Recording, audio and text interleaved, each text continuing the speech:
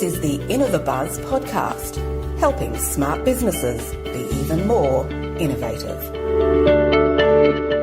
Hi, I'm Jürgen Strauss from InnovaBuzz. Welcome to episode number 78 of the InnovaBuzz Podcast, the podcast designed for smart businesses with an interest in innovation in content marketing, in lead generation, automation and productivity to become even more innovative. Today's episode is all about systems and processes. Now, I believe that whatever your biggest problem in your business is, you're just one good system, process or checklist away from solving that problem. I'm a huge fan of checklists. For those that have been following this podcast, you'll know all about that. Now, I believe that business systems are like recipes for success, and they hold the key to moving your business and your profits to the next level. That's why I'm really excited about being invited to speak next week at the Business Systems Summit on June 22nd and 23rd. That's a huge online live summit running on those days, and joining me there are going to be over 30 experts in sales, in marketing, human resources, client fulfillment, finance, and more. Now, all of these experts are going to be sharing one of their really valuable business systems. They're going to be sharing it in a way that you can just take it and deploy it in your own business. You might need to modify it a little bit, but they've done all the hard work in defining the system and documenting it for you. Now, later on in the podcast, I'm going to be sharing a special offer with you where you can actually get an all-access pass. Now, an all-access pass gets you a lot more value. The event is free to attend live, but if you want lifetime access to the recordings, if you want access to the written documentation lifetime, in other words, you can actually download a copy of the documentation, and you'll also get access to a system for storing that for a short time, about 3 months, I believe. So I'll talk a little bit more about that later on and how you can get access to that. So stay tuned. So why do we need to document systems and processes, or why do we even need to have systems and processes in our business? Well, imagine if you don't have any systems or processes. I mean, by default, you actually do. They're quite haphazard. So if I'm recording a podcast episode, I happen to be using Audacity to record that. I know that I've got to open Audacity up. I've got to get the notes that I've made about what I'm going to talk about. I have to start the recording by pressing the record button. At the end of the recording, I have to stop. Then I have to edit the bits that, like just now, where I've said and and I'll try to edit all those out. As well as that, I've got to put together all the various bits and pieces of the podcast, upload it to where it's hosted, write the blog post episode on my website, and publish it. So there are a lot of steps and a lot of moving parts to that, and I can't even remember them all. In fact, I don't have notes in front of me for that particular process, so I'm doing that by memory, and I've probably forgotten a lot of it. So that's why you actually have documented processes and systems in place. Now, another reason to have that is that a lot of those other functions, such as editing the recording, such as publishing the blog post, I can ask someone else on my team to do that, because it's probably not the best use of my time. The best use of my time is recording the podcast. The best use of my time as the business owner is developing new products and developing strategies for the business and looking after the business growth. So having systems and processes written down, documented in place, is the way to free up the business owner and to free up other people in the business to do those things which they add the most value to the business. Now, many years ago in the corporate world, I was actually involved in developing a system for a product development process for a research organisation. And that was really interesting because the researchers really resisted having a process in place, because their view was that they were really creative people. They were inventing things. And so having a process whereby they had to follow certain steps in order to reach the product development and commercialization of the product that they had developed would actually hinder their creativity. Now, the opposite is actually true. And fortunately, a team of us were able to convince them that the opposite was true. And by implementing a process whereby we started by defining exactly what the product need was, exactly what the marketplace need was, engaged the customers up front in terms of defining the needs of that product, that then following the steps of the process in terms of having checkpoints along the way, where we determined whether to change direction or whether to continue along the development path that we were on, developing those checkpoints and continually checking in also with the customer who helped define the needs at the outset of this process actually saved us an enormous amount of time. The first time we actually tried this was on a project that typically had been taking us 6 to 12 months before implementing this process, and we were able to turn one around, the first one we did, within 4 weeks. So that was quite amazing, and that won everybody over in the research organisation. And as a result, that company, which was a company at the time of 15,000 employees globally, developed a global product development process that is still run in that organisation today. To me, that highlighted the huge benefits of developing systems and processes for some fairly significant and complex processes that were kind of run in a very haphazard way in the past. Now imagine, of course, doing that on a smaller scale and breaking that down into all the various tasks that we do on a day-to-day basis in our business. By having systems and processes in place for all of these things and having them documented and easily accessible by all of our team, we can get things done much more effectively. We can bring people on board to help us with various tasks and systems. We can work with partners in a much more effective and efficient way. So systems and processes are really the answer to getting your business and your growth kick-started. Now, in episode 54 of the podcast, I spoke with Michael E. Gerber, and of course we all know that Michael is the godfather of processes. One of the things he said was, if it's not built like Lego blocks, then your business won't work. So he's very strong on systems and processes, and if you go back and listen to that episode and also read his book Beyond E-Myth, where he talks about building an enterprise, taking a company of one and turning it into a company of 1,000, he speaks about the importance of systems and processes. In fact, it really underpins everything that Michael has done and all of his books. Now, if you contrast that with the haphazard way of doing things, so you just jump in and do it when the time comes, particularly if they're things that perhaps you only do once a month or once every quarter. That might be some of your financial things. Reporting typically is only done on a quarterly basis. Going back in and having to relearn or find out how to run a particular report that might be really critical because it's got to be delivered to the taxation department, so you can't afford to make mistakes on those kind of things. Having to relearn that each time you do it is just so inefficient, and also the risk of making a mistake is much, much higher. So particularly for a critical process like a taxation one that I used as an example, you certainly don't want to be making mistakes.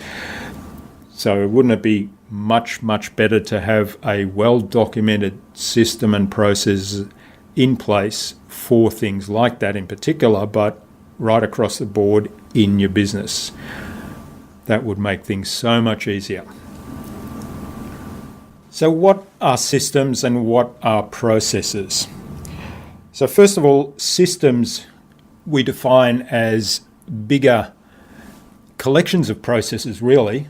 So for example, your financial system could be a system, and that could be composed of the software you use to maintain and track your finances, to send out invoices, to report to the taxation department and so on. And then each of those items that I've mentioned would be a process. So for example, the process for sending invoices, for invoicing customers. That process would probably have another process which is a follow-up for unpaid invoices. It may have another process which is how to bookkeep those invoices. So that's an example of the difference between systems and processes. And all of it does need to be really well documented for the business to be able to be run effectively and efficiently. Now, how do we do that? So I'm going to share with you an overview of the way that we go about this. And we begin our documentation, whether it's a system or whether it's a process, we begin with why. So I refer you back to the seminal work of Simon Sinek, his TED Talk, Begin With Why, his book entitled Begin With Why, and have a look at his website as well. That's all about why you do what you do and why you're in business. It's tackling the bigger issues, but we take this down into systems and processes as well. Why are we doing this? Now, this is really important because one of the big challenges when you do document systems and processes, if they're not well documented and if you don't have a really strong why, then getting somebody else who may not have as much vested interest in the business as a business owner or a partner in the business, they may not see the need to do this particular process in this particular way. However, if you've given them a really strong why, then they're much more likely to follow the process.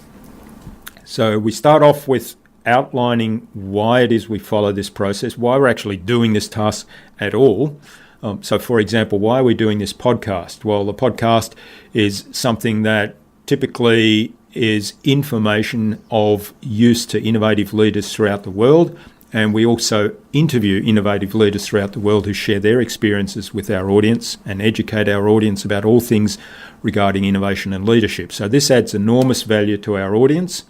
And to be able to do that, we really need to make sure that we're doing everything around the podcast really well. So that's kind of a snapshot of the why we're doing the podcast. And this is the kind of information that we have at the beginning of every system and process that we write. Then the next step is we have a what you will need section. So this is typically the tools and the information that the person doing the particular process will need to have access to in order to do it properly. The next thing we document is an expert version. So the expert version is for people that know how to do the process. They don't need to read all the detailed stuff that is going to follow because that would bore them a little bit and it will bog them down as well. So what they need is a very short checklist to make sure that they've done every step. So the expert version might be a 10-point checklist to make sure that everything's done. So have you recorded the audio? Have you done the editing of the audio? Making sure that the noise reduction is done, making sure that the volume equalization is done. Have you uploaded it to the right places? Have you tagged it with the right keywords? And so on. So that might be the checklist which is appropriate to editing this podcast. Then the other thing we have in there, which is kind of part of the why, but we have it spelled out separately, is what's the outcome? How will you know when you've finished? What's the result that you're looking to achieve so that the person doing the particular process or task knows when I've seen this, when I've experienced this, then I'm finished, I'm done. Now the next one we have is a video walkthrough of doing the process. So we use a screen share or screencasting application to record the video and show what you do on the screen. And then after that, we document the detailed steps with description of each step and with screenshots where appropriate. And then at the end of that, we again reiterate what the final outcome is and how you know you'll be finished. So this is my process for developing a process. And what I recommend for people is, first of all, before you begin all this, break down the processes and systems that you have into departments or functions.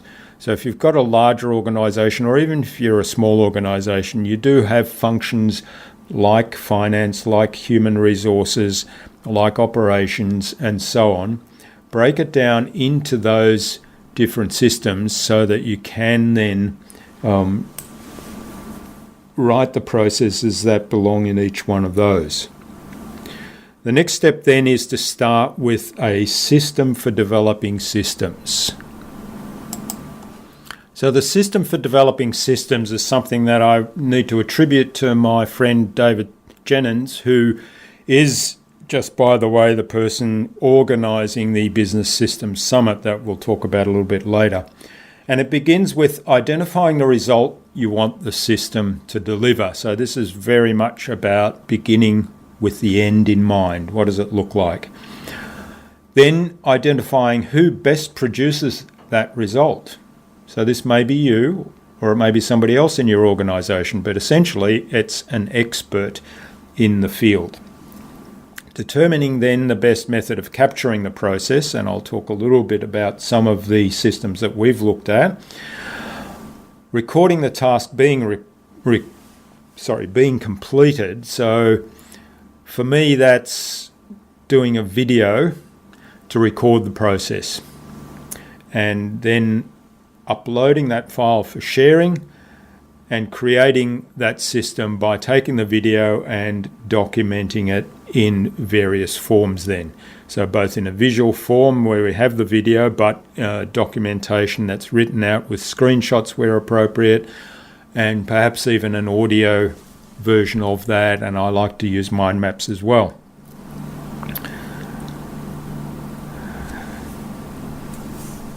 One of the other things that I like to do is have other people then write the process. So I like to have one of my team members write this, because then it's one step removed from me doing it. A lot of these processes end up being done by another team member anyway. It's not something that I will be doing in the business, so it's probably better for those people to write them the way they do them. Of course, a key part of the ongoing process of systemizing the business is actually assessing how well these are working and improving them on an ongoing basis. And then, of course, documenting the system and storing it where everyone can access it. So I'll just briefly mention a number of systems that we've looked at. They're all very good. They all have a slightly different set of features. So I encourage you to take a look at each one of them and make your own decision as to what might work best for your business. So the one that we really, I really like all of them actually, but I like them for different reasons. So the first one is System Hub, so systemhub.com, and it has a very structured layout of how to set up your system, so it really guides you through that and makes it really easy to document it. And these are all cloud-based systems, so they're easily accessible for everyone in the organisation. The second one that I really like, but for different reasons, is Process Street. That's process.st, I think, but I'll have a link in the show notes. So Process Street is another one that's really well structured. It's quite easy to use. It has some interesting features, and they're developing new things all the time. The really interesting one there is that you can actually take a process and copy it to a checklist and assign it to somebody to execute. So essentially it's kind of reusable checklists, although they're not quite that far yet. I would love to have something that does reusable checklists. The third one that I've only played with very briefly, but it does look very promising. It's a little bit more expensive than the others because it does a lot more, probably, is KissFlow. So that's a really nice one. And again, I encourage you to have a look at it and see what fits well with your own business. Now, KissFlow also allows you to automate a lot of the assigning of processes, assigning of the tasks, so making reusable checklists and then assigning it to people and doing that automated. So having a trigger event that sets that up. And the last one is a very simple one that's accessible to everybody, and that's Google Docs. And the one tool that I love, which really helps organize Google Docs, is called Overdrive, and I think I've talked about that in a previous podcast. So we'll have links to Overdrive on the show notes as well. Overdrive lets you take your Google Docs folder and structure that as an intranet. So then you store your systems and processes in Google Docs, or you can use the spreadsheet, the Google Sheets, or Google Slides, I think it's called, the presentation software. So you can make use of all of those, structure them in folders, the documents, and Overdrive will display that as a kind of an intranet website. So they're four that we've used for different reasons. They're all very good in their own light. None of them are perfect. So as I said, I do encourage you to have a look at them and determine what might be best suited to your own particular needs. The key thing for me around all of this is to make it really easy for people to follow the process. So the first step there, obviously, is to have the systems and processes documented and have them easily available, quickly accessible to all team members. The second thing is to really build a culture of a customer-focused, productive organisation. And as a customer-focused, productive organisation that's focused on delivering the best outcome for your customers, you have to be efficient and you have to be process-driven. I really believe strongly that there is no other way to go. So imagine then transforming your business into a system, one that's not reliant on the business owner or key people in the business, because you have those well-documented systems and processes in place, because you have people with the relevant skills and a good attitude, good attitude, who can take over those important tasks in the business and keep the business going. Wouldn't that be great?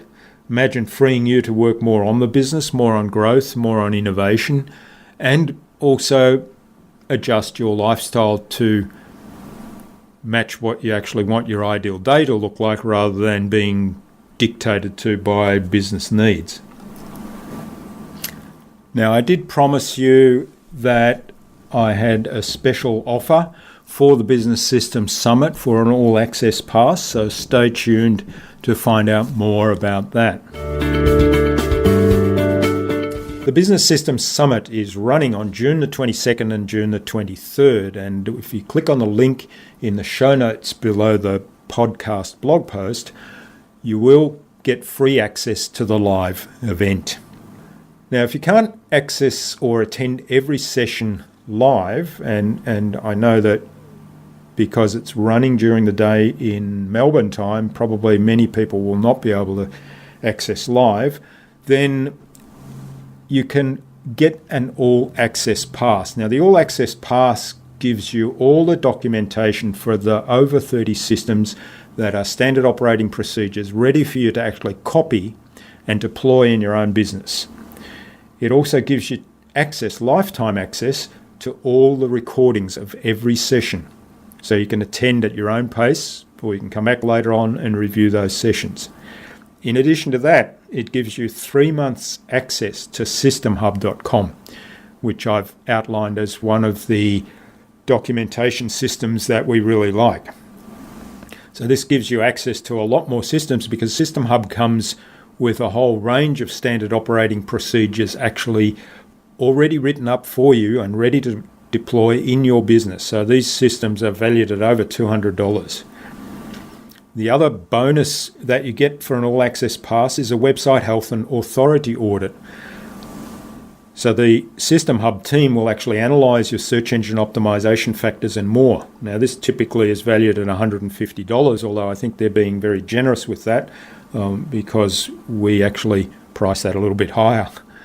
And also the Authority Content Home Study course. So this is based on David Jennings' published book on authority content. The home study course, which is valued at nearly $300, $295 if you were to buy that separately. So this shows you the system to build yourself as an authority in your industry through content marketing. So very consistent with our entire message of building your own education portal and information marketing system through content marketing. Now, if you hurry, you can get all of this at an early bird discount rate. Right now, it's available to you online for only 195 Australian dollars. That's 195 Australian dollars. Now, normally the Business System Summit All Access Pass is priced at 395 Australian dollars. So you're getting it at half price if you act quickly. And the link to access that directly at that discounted rate will be in the show notes underneath the podcast. So go there if you want all of those bonuses and lifetime access to the recordings of those over 30 systems and also having access to the system so that you can copy them and deploy them in your business. Then go to the link under the show notes and it will walk you through the payment process and you'll be up and running. All the show notes for this episode are going to be at innovabiz.com.au/78. That is the numbers 78. innovabiz.com.au/78. So that's where you'll find the links to the various tools I spoke about and the bonus offer of the All Access Pass to the Business Systems Summit. If you like this podcast and find it valuable, then please leave us a review over on iTunes or Stitcher or Pocket Casts, whatever your favourite way of consuming the podcast is. Now, not only do reviews help us get found and help us get this information to more people, they also give us feedback as to what you like about the show and what you'd like to see us do differently and more of. If there's anything else you want us to cover or questions you want answered on the future InnovaBuzz podcasts, please leave a comment in the blog post. That will be really appreciated. Until next time, I'm Jürgen Strauss from InnovaBiz.